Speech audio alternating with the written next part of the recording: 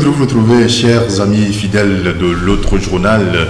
Nous venons de commencer une nouvelle année 2022. Nous ne pouvons pas débuter cette année sans vous remercier, sans vous souhaiter tous les vœux, parce que vous nous avez accompagnés durant toute l'année 2021. Vous nous avez suivis, vous nous avez soutenus. Et nos confrères sont sur ce plateau, Joël Lega et Ferdinand Haïté, pour vous dire, pour vous exprimer leur reconnaissance, leur gratitude en ce début d'année 2022. Joël. Oui, je crois qu'il s'impose, au-delà de la tradition que les humains ont instauré de se présenter les vœux, afin de se dire de bonnes choses, de s'émettre de bonnes idées l'un envers l'autre à l'orée ou au début de nouvelle année. Il s'impose encore à nous qui avons terminé l'année de façon particulière, notamment 2 semaines dans les grilles de la BRI, la brigade de recherche et d'investigation, et 1 semaine à la prison civile de Lomé, de témoigner aux uns aux autres toute notre gratitude et notre reconnaissance, mais notre émotion face à la mobilisation populaire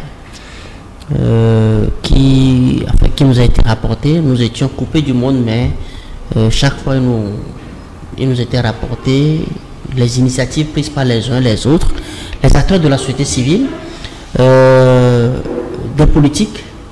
Et je voudrais surtout dire un spécial merci aux religieux, notamment à la conférence des évêques du Togo, qui a fait objet des critiques au cours de notre numéro 92 ici, mais ils ont été l'un des premiers à demander la relaxe de ces journalistes, parce qu'ils ne font que leur boulot.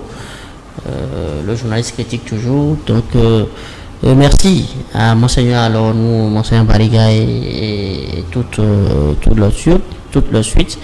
Merci au FTCD, merci au Comité pour la libération des détenus politiques, merci aux confrères du patronat de la presse du Togo, toutes les associations de la presse également. Merci aux uns aux autres, merci à RSF, merci au Comité pour la protection du journalisme CPJ, merci à Amnesty International, merci au CACIT, qui est venu même nous voir dans les jours avec une forte délégation, qui continue toujours de nous accompagner. Merci à CNDH avec son président, le juge Songi. Si j'ai omis quelques personnes que ce soit, qu'ils nous en trouvent indulgence, qu'ils nous en trouvent des excuses, mais du fond du cœur, leur disons sincère merci. Pour une des rares fois, il y a une dynamique unitaire autour d'un sujet. Cela veut dire que même sans forcément réagir sur la page YouTube, sans forcément envoyer un message à Joël ou à Ferdinand, tout le monde, chacun dans son coin, était partisan de ce que nous faisons à l'autre journal. Chacun tirait son jus de ce que nous servons, de ce que nous mettons sur la place publique. Nous avons été convaincus dans notre séjour, dans les jours, qu'on faisait un travail vraiment d'utilité publique, de citoyen.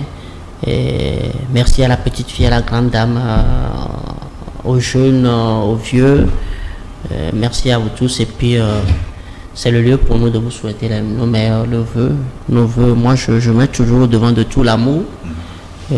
Parce que l'amour englobe tout, le pardon, la vérité, l'esprit de partage.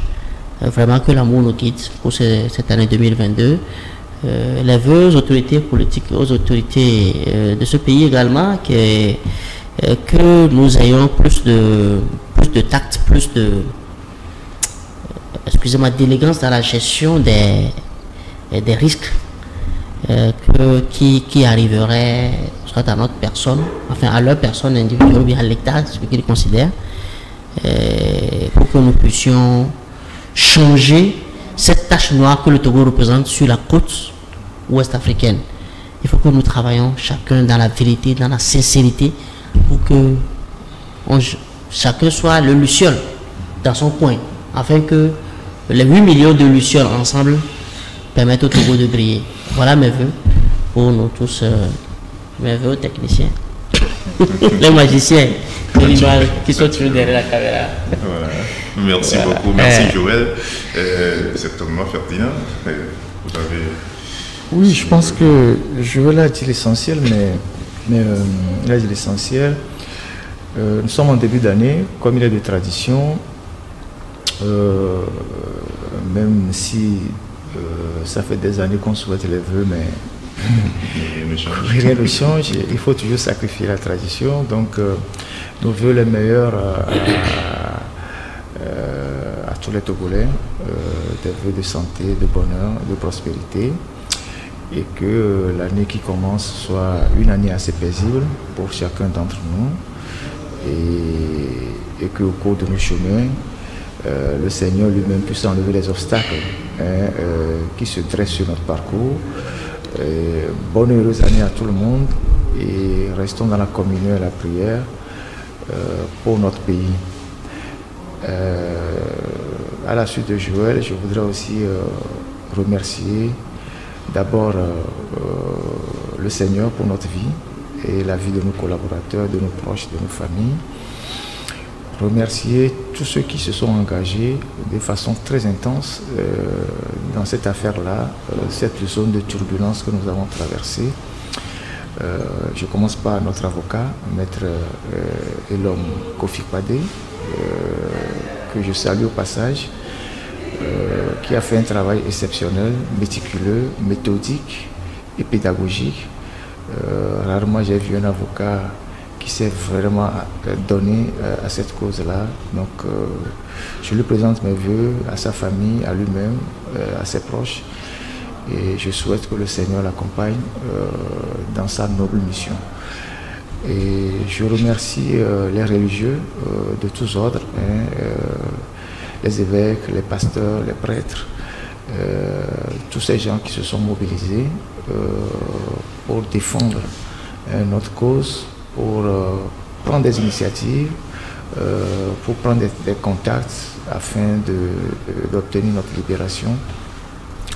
Les organisations de presse en interne au Togo, les confrères, les animateurs des émissions sur les radios et les télévisions qui n'ont cessé de marteler tous les jours à leur édition ou aux émissions de grande écoute ce qui se passe avec leurs deux confrères. On était comme des brebis perdues que la corporation voulait ramener à la maison. Donc je dis merci à tous ces confrères. Je ne veux pas me lancer dans une liste de nommer les gens au risque de frustrer d'autres, bien d'oublier d'autres. Donc je remercie tous les confrères. Je remercie toutes les organisations de la société civile au Togo qui se sont également mobilisées pour nous. Joël venait de citer certains, j'en ajoute Front Citoyen Togo Debout, toutes les autres organisations de droits de l'homme, ceux qui ont fait la table ronde, ceux qui ont fait la conférence de presse, tous ceux qui se sont mobilisés pour obtenir notre libération. Les politiques qui n'ont pas aussi, qui ne sont pas restés indifférents, qui ont sorti des communiqués, des tweets, qui se sont mobilisés. Je dis un merci particulier à Nathanaël Olympio qui lui s'est même déplacé jusqu'à la prison civile pour nous voir. Merci à lui. Il est un fidèle de cette émission. Il y est passé plusieurs fois. Un grand merci à tous les Togolais, les gens qui ne nous connaissaient pas ou qui nous connaissaient, mais qu'on ne savait pas qu'ils avaient vraiment de la sympathie pour nous, parce que nous avons eu le temps d'apprécier le capital de sympathie qu'on avait auprès des Togolais. Et donc partout, ça discutait de notre sujet, dans les foyers, au service, un peu partout, tout le monde se préoccupait de notre sort. C'est le moment de dire merci à tous ces gens-là, tous ceux qui nous ont portés dans les prières, tous ceux qui s'inquiétaient de notre situation, je leur dis merci. Les organisations sur le plan international qui se sont mobilisées, nous étions à l'intérieur mais nous avons des échos.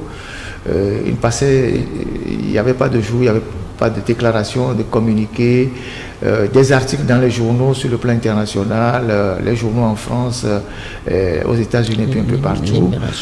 Et je remercie particulièrement aussi les diplomates qui ont fait un travail assez efficace dans l'ombre, puisqu'ils étaient en contact avec nos proches et nos collaborateurs. On sait comment ils se sont impliqués dans cette affaire-là. Nous leur disons infiniment merci. Nous disons merci à tous ceux qui étaient sur la toile. Je parle des réseaux sociaux qui n'ont pas fermé les yeux, qui se sont vraiment battus, qui faisaient des posts, des tweets tous les jours, qui se préoccupaient de notre sort. Je ne peux pas les nommer tellement ils sont nombreux. Je leur dis infiniment merci. Merci à des amis, à des proches de nous qui se sont aussi vraiment battus dans cette affaire-là. Ils se reconnaîtront dans ce que je suis en train de dire. Et donc, tous ces gens qui se sont mobilisés à travers le monde, je leur dis merci. Rarement l'arrestation de journalistes a provoqué autant d'indignation et de mobilisation à travers le monde. Cela prouve que le travail que nous faisons dans ce pays est un travail d'utilité publique, Joël venait de le dire, mais aussi un travail qui est reconnu non seulement à l'intérieur, mais aussi à l'extérieur. Et nous savons très bien que nous avons pris le temps de développer notre relationnel, d'être dans des réseaux à travers le monde entier. On savait que tous ces gens-là allaient réagir. Donc nous disons merci. Nous avons vécu cette épreuve avec beaucoup de courage, il faut le dire. On s'y attendait parce que dans cette émission, on avait l'habitude de dire nous prenons des risques. Quand nous faisons ces émissions, c'est sous la pointe des pieds parfois quand on entre à la maison et tout. Donc on savait très bien que tôt ou tard, ces genres d'événements devaient y arriver. Les journalistes, tous ceux qui pratiquent notre métier dans le contexte togolais devraient savoir que ces genres de choses devait arriver. Nous avons traversé cette zone de turbulence avec beaucoup de courage, beaucoup de résistance, beaucoup de résilience, et on en est sorti avec la conviction que, au regard de toute la mobilisation populaire qu'il y a eu, que nous sommes sur le bon chemin. Nous devons apprendre à être calmes dans des situations de ce genre. C'est vrai que lorsqu'on parle de prison, lorsqu'on jette quelqu'un en prison, les proches, les familles, les gens paniquent, les gens ne sont pas tranquilles. C'est naturel au point que certains prennent des initiatives, indépendamment de vous. Mais nous devons savoir que la première bataille que nous devons gagner au Togo, c'est vaincre la peur. Vaincre la peur parce que si nous continuons par avoir peur de mourir, avoir peur d'aller en prison, avoir peur d'être persécutés, les injustices ne finiront jamais dans notre pays. Et donc, nous avons vécu, comme je le dis, cette épreuve avec beaucoup de hauteur, de courage. Et nous savions qu'il y avait tout un peuple derrière nous. Dans mon petit monde, dans mon petit parcours, j'ai toujours dit aux gens, quand vous donnez les coups, il faut apprendre à en recevoir. Nous sommes des journalistes, nous faisons de l'investigation, nous sortons des dossiers, nous ne faisons pas que des heureux. Chaque jour que nous sortons des dossiers, nous épinglons des gens, et ces gens-là aussi nous attendent au tournant pour nous donner des coups. Et donc, il faut apprendre, quand vous en donnez, il faut apprendre à recevoir, à être un très bon sportif. Et je pense qu'à travers cette zone de turbulence que nous avons connue, beaucoup de préjugés sont tombés, beaucoup de gens ont appris beaucoup de choses sur nous et sur nos personnalités, et c'est l'essentiel qu'il faut retenir. Maintenant, cette émission qui était au cœur de toute la crise, je voudrais rassurer les milliers de gens qui nous suivent qu'elle continuera. Il y aura toute une réflexion autour du format que prendra l'émission, mais elle va continuer. Nous ne pouvons pas nous couper du peuple togolais. Nous ne faisons rien de mal ici. Nous ne faisons que débattre de l'actualité, des sujets d'intérêt commun qui participent même à l'amélioration de la vie publique tous les jours. Et la liberté d'expression, le droit à la libre expression est garanti par la Constitution togolaise. Nous allons continuer par servir ces débats au peuple togolais parce que ce peuple a besoin de lumière, ce peuple a besoin de sortir de l'obscurité. Et donc, pour conclure, je voudrais dire merci à tout le monde, merci à tous. Merci à nos familles, à nos proches, nos amis, tous ceux qui se sont mobilisés au Togo et à travers le monde pour que nous puissions sortir de cette aventure-là. C'était une arrestation, une détention arbitraire. Les conditions de notre libération provisoire, merci à Joël de le rappeler, sont claires. Nous sommes interdits de sortir du territoire. Bon, on sort d'une prison pour entrer dans une autre qui est plus large. Donc, c'est l'analyse qu'il faut en faire. Nous sommes appelés à nous présenter chaque mercredi à 15h30 dans le bureau du doyen des juges pour signaler notre présence dans le pays. Mais nous serons toujours proches des populations, nous serons les porte-voix de tous ceux qui sont victimes d'injustice, les opprimés. Notre pays en a besoin. Nous avons plus que besoin de journalistes indépendants dans ce pays pour porter la voix de tous ceux qui sont dans l'oppression. Et ça, c'est indépendamment de toute couleur politique. Les Togolais doivent le savoir, doivent en prendre conscience. Ceux qui aujourd'hui... ceux qui se sont réjouis plus ou moins de ce qui nous est arrivé, nous prions pour eux. Nous espérons que le système qu'ils entretiennent, qu'ils nourrissent, le système qu'ils présentent à la face du monde comme le meilleur système, ils n'en seront pas victimes un jour, parce que d'autres ont fait plus que ça, ils en ont été victimes. Et pour nous, c'est de l'eau versée sur le dos du canard. Quand tu sais là où tu vas, quand tu es dans le droit chemin, tu ne perds pas le temps pour les inutilités. De toutes les façons, quoi que nous fassions, il n'y aura jamais d'unanimité autour de notre personne. La tête de Joël ne plaira certainement pas à quelqu'un, la tête de Ferdinand ne plaira certainement pas à quelqu'un. Et donc, mais ça, c'est des broutilles. On n'a pas le temps de s'occuper de ces choses-là. L'essentiel, c'est que nous gardons le cap et qu'on continue par parler, remonter les informations pour que le peuple togolais puisse être au courant de ce qui se passe dans le pays. Donc, une fois encore, merci à tous et à tous. Et nous vous souhaitons bonne année. Nous espérons que l'année sera paisible et que dans nos foyers, dans nos familles, tout va se passer tranquillement et que le Togo va retrouver les chemins d'un pays normal. Isidore, si tu permets, dans le cadre des merci, comme Cardinal a dit, je voudrais juste enfin souligner de façon importante, il y a de ces personnes qui nous ont soutenus qui, comme le clergé catholique, ont été objets de critiques au cours de nos prestations ici.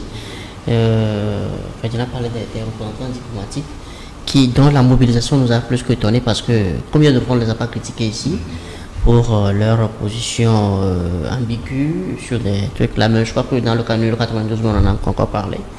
Mais ils ont été tous unanimes à se mobiliser pour dire non. Quand il s'agit des valeurs, il n'y a pas de considération, libérer les journalistes.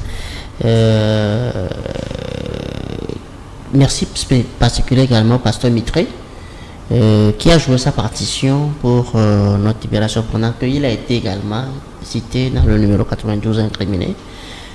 Ça ici, quelqu'un se fait remarquer par la grandeur d'esprit. Je crois que c'est ce que nous promouvons dans cette émission, il faut le reconnaître et le dire. Voilà des hommes qui sont allés au-delà de ce que nous disons de pas positif sur eux, mais on trouvait que non, voilà, c'est le travail de journaliste.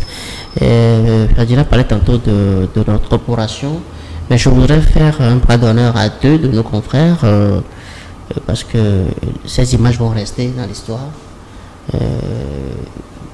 Eric Gator, je voudrais parler du confrère Eric Gator et de Jacques Diakouti, et qui n'ont, je dirais, pendant les 21 jours, pendant qu'on avait des difficultés à dormir dans nos cellules, ils ne dormaient pas également eux, malgré la liberté qu'ils avaient. Et donc ils se sentaient également en prison, ils ont cravaché dur.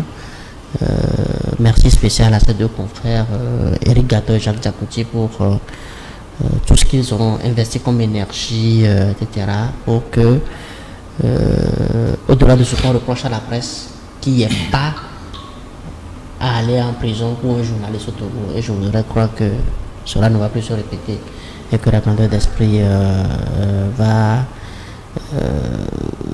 va prendre le dessus. Et donc voilà en fait un point spécial que je voudrais ajouter à la gratitude que nous avons présentée ici avant de laisser. Oui. Eric et Jacques ont été très exceptionnels. Ils se sont énormément investis, ils n'ont pas dormi. J'ajoute le joint Guy Mario aussi, qui a fait des pieds, des mains, a fait des pieds de grue, venu plusieurs fois à la Berry, on l'a interdit de nous voir. Il s'est vraiment battu. Et ça, cela nous rappelle que en fait la confraternité n'est pas perdue au Togo, et n'est pas perdue, et qu'il y a l'espoir de redresser cette corporation-là. Et donc nous leur disons vraiment infiniment merci pour tout ce qu'ils ont eu à faire. On était pour eux comme des frères qui étaient perdus. Tant qu'on était là-bas, ils ne dormaient pas. Et ils se battaient par tous les moyens pour nous voir sortir. Tout ce qu'ils pouvaient faire, ils l'ont fait. Et nous les remercions. Nous prions le Seigneur de les protéger. Et voilà. Et donc, je pense que ces genres d'épreuves sont nécessaires dans notre vie. Quelqu'un, pour s'amuser, me disait, pour blaguer, me disait, bon, maintenant ton CV est complet. Tu pourras désormais dans ton CV dire que tu as subi toutes les étapes. Persécution, suspension, menaces, prison. Donc pour un journaliste, c'est un parcours normal. Oui, c'est un parcours normal. Voilà. Et donc, plus que normal. Voilà. C'est pour ça que je disais tantôt que ces choses ne doivent pas être perçues. C'est vrai que quand ça arrive, nos familles sont inquiètes, il y a de la panique, mais quand vous exercez le métier qui est le nôtre et dans un pays comme le Togo et que vous faites de l'investigation, vous devez vous attendre à ces genres de situations. Et donc, pour nous, c'est un parcours normal. Aujourd'hui, c'est le pays, l'image du pays qui a été écornée. Par contre, quand vous sortez, vous voyez que, bon, on parle de vous un peu partout, parce que la corporation des journalistes, c'est comme une secte à travers le monde. Quand vous touchez un journaliste, vous touchez tous les journalistes dans le monde. Et celui qui prend le risque d'ôter la vie à un journaliste, il se met des chaînes pour toute sa vie. C'est comme même, tu as tué un abeille dans le sein. Voilà. Et au-delà même, le sang de ce journaliste va le poursuivre. On sait le cas Norbert Zongo, ce que ça continue de provoquer au Burkina Faso. On sait le cas Khashoggi, le journaliste qui a été tué en Turquie. On sait qu'aujourd'hui, ces assassins sont traqués de par le monde, au point même qu'on a confondu quelqu'un qui a été arrêté récemment en France. Et donc, c'est un milieu très sacré, c'est un milieu où les gens se soutiennent. Et c'est quand même, on a vu que nous, dans un petit pays comme le Togo, on a jeté 2 journalistes en prison. C'est tous les médias du monde qui en parlaient. Les journaux en France comme Le Monde, Figaro, Libération, qui en ont fait des sujets.